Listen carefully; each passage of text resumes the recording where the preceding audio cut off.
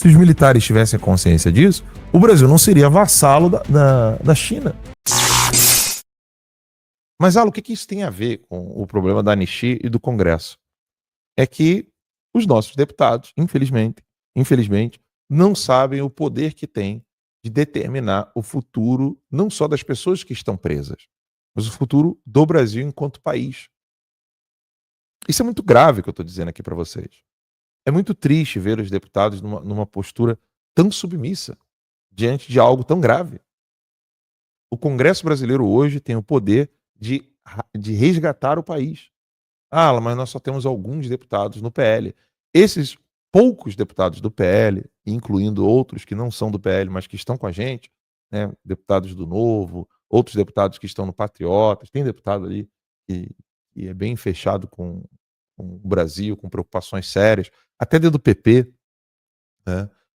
No Paraná mesmo, tem aquele que foi lá no estúdio, não sei se você lembra. Lembra quando a gente foi lá na sede daquele negócio do agro? Que ficava na quadra do lago. Não era QI, era uma Kelly. A gente chegou a ir lá algumas vezes, que era tudo bem estruturado, uma casa inteira, só pro pessoal do agro. Lembra disso? Sim. Lembrou? Uhum. Então, tinha muita gente ali do PP, esse deputado. O levantamento do Partido Liberal mostra apoio. A anistia, especificamente, mostra apoio de 90% dos republicanos, Olha aí. do PP, dos republicanos, 80% do PSD. Tem uma turma aí que... Sim. Ou seja... E tem uma queda de braço entre o Kassab e o Moraes também, né? Sim. E aí... aí que envolve a chantagem e a prevaricação. Né? Agora, você imagina se esses caras assistissem um programa como esse e tivessem consciência de que a decisão deles não seria só sobre a anistia. Que a decisão deles seria de salvar o Brasil. O Brasil não ficar ao lado de Hamas, Hezbollah, Al-Qaeda, Rússia e China. E para o Brasil, tem alguém falando no chat isso, eu achei muito bom comentar. Para o Brasil não dar exemplo errado para o resto do mundo.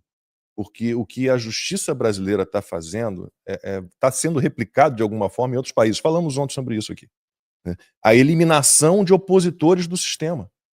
Por meio do judiciário. Que, para mim, é uma ação clara de guerra global.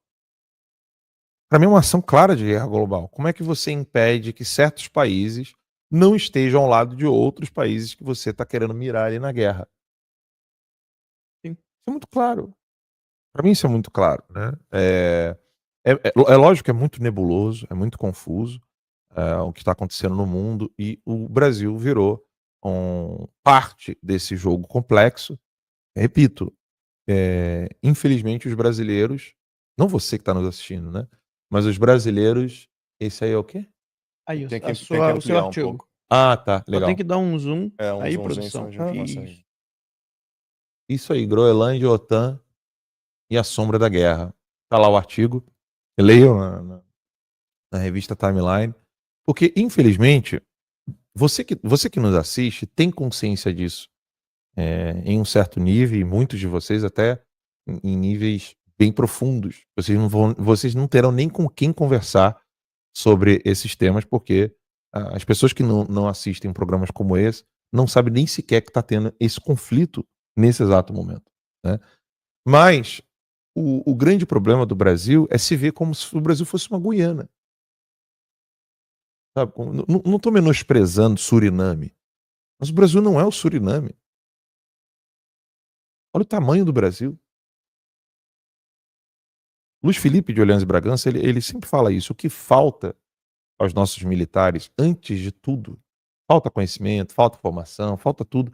Mas o que falta é ter essa consciência. Os políticos brasileiros precisam ter essa consciência de que o Brasil, ele não é mais um na América Latina.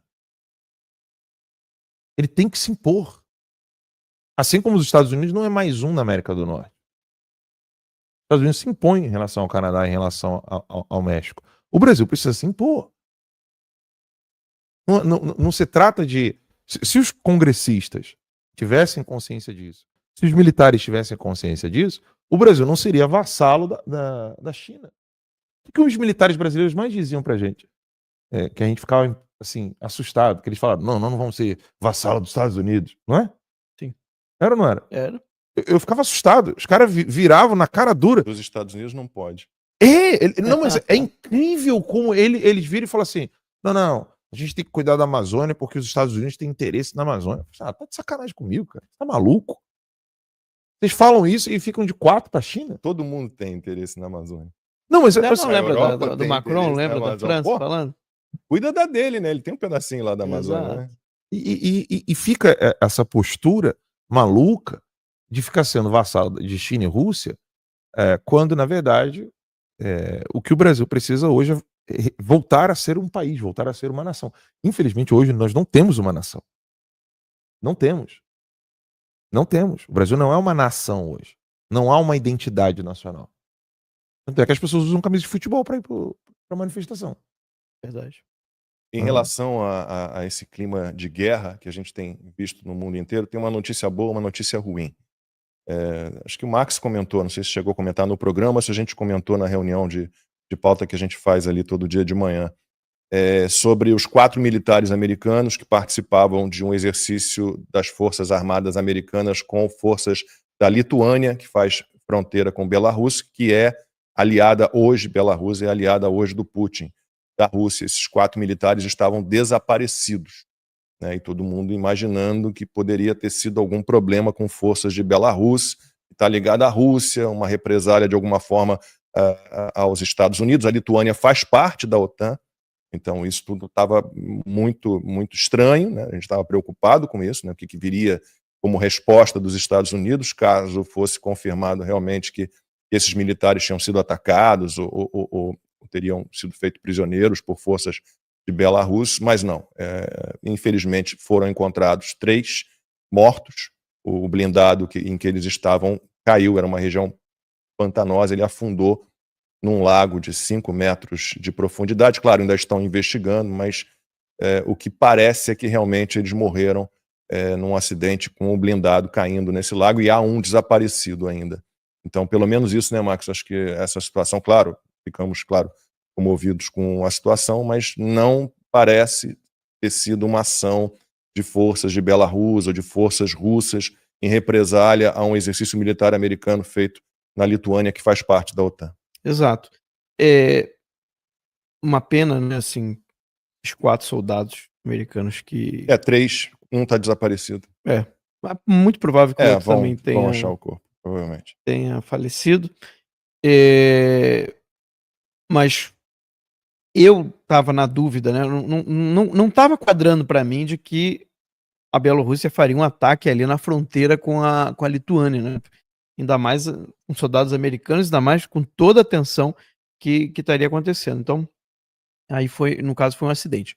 Hoje está acontecendo um dos maiores exercícios militares que a China já fez em torno da ilha de Taiwan, tá? São 19 embarcações. Acabei de ver aqui essa informação. E aí eles usam caças, né? Aí você vai me perguntar, Max, mas isso é novidade? Não, não é novidade. A China costuma fazer isso, esses exercícios militares com Taiwan regularmente, todo ano, às vezes até mais de uma vez ao ano, tá? Mas fica muito claro que a China faz isso para preparar uma possível invasão.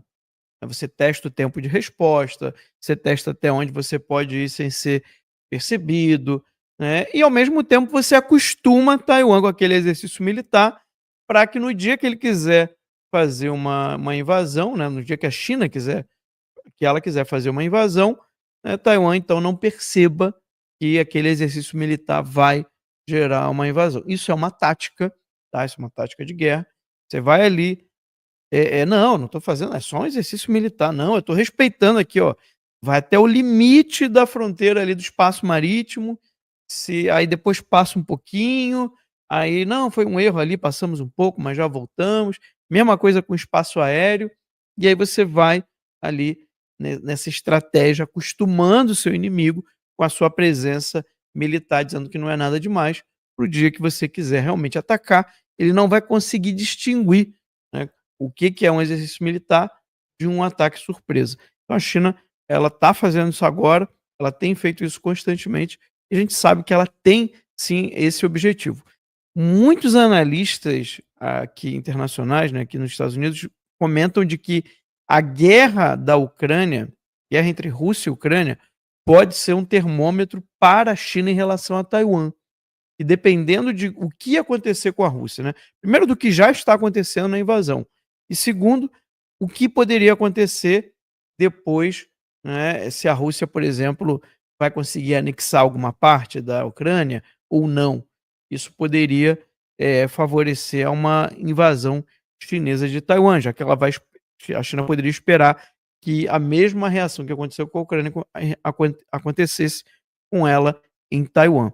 A gente vive um momento geopolítico muito tenso, tá? Eu diria que é um barril de pólvora, que pode explodir a qualquer momento. E aqui eu não falo isso como em tom alarmista, nem nada, não. É analisando as coisas de maneira muito objetiva. É aquilo que o Alan falou. Não é possível ver o Trump e a maior potência militar tomando diversas ações em relação à defesa, né, e achar que não tem nada acontecendo. A gente não está naquele momento, né, anterior, de anos atrás, ali principalmente de início dos anos 2000, em que você tem conversas amistosas com a Rússia, né, você tem tratados de diminuição de produção de armas nucleares, ou seja, agora a gente está vendo um outro momento. O Trump anunciou esse domo dourado, que era uma coisa que já havia sido dita há bastante tempo. O Alan trouxe aqui a informação que o projeto vem desde o Ronald Reagan, mas eu me lembro que no primeiro mandato do Donald Trump, ele criou a Força Espacial. Tá? Então você tinha o Exército, né, a Marinha, a Aeronáutica, e agora você tem a Space Force, né, nos Estados Unidos. Quem criou foi o Donald Trump. Né? E qual que era a ideia? O pessoal brincou de Guerra nas Estrelas. Não, a ideia é o seguinte: você criar um grande sistema de defesa a partir de satélites, né, em órbita baixa. Por quê? Porque fica muito mais fácil de você interceptar um míssil balístico. Um míssil balístico, ele é um dos mais poderosos hoje, um dos mais poderosos também. Hoje em dia, ele entra em órbita baixa para atingir um alvo em qualquer lugar do globo terrestre, né? Além dele conseguir velocidades altíssimas, exatamente porque ele consegue entrar em órbita, então ele consegue adquirir velocidades altíssimas. Então é muito difícil de você interceptar um míssil desse. Dos modos de você se defender é exatamente você usar satélites ali para fazer a interceptação desse... Essa imagem que está circulando desde ontem é muito forte, o Alan botou aqui no grupo agora. Alan, pode falar. Tem muita gente no... falem do Brasil, como se o Brasil não fizesse parte do mundo, né? E como se uma guerra, uma terceira guerra mundial não fosse nos atingir, né? Pelo contrário, o Brasil está completamente envolvido nisso tudo, né? Esse vídeo aí é o seguinte, pode dar o play aí. Esse vídeo são 2 jatos americanos, aí com áudio também. 2 jatos americanos conduzindo um avião espião russo para fora desse treinamento militar que você acabou de mencionar. É o que acontece muito. Entendeu? Então, o avião russo estava ali espionando o treinamento militar, e aí pode tirar já, obrigado aí, produção. E a Rússia e China estão completamente unidas nesse conflito todo, né? Desculpa te